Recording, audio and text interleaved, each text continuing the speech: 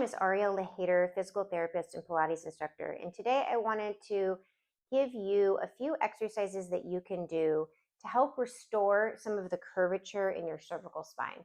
Many of us end up with forward heads due to just our daily functional activity in front of a computer or sitting at a desk.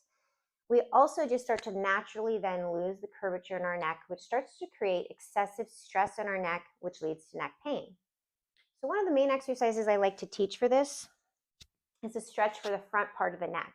Ask you to place your right hand on top of your sternum and then cover your right hand with your left hand. Close your lips, reach your chin up toward the ceiling.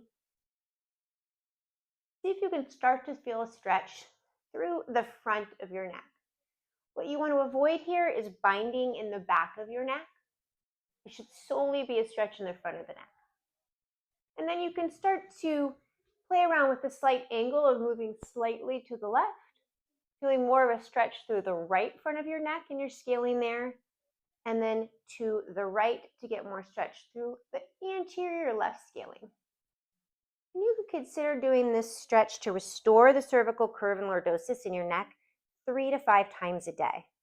I would love to hear what other neck stretches you like for your neck discomfort. Please mention in the comments below.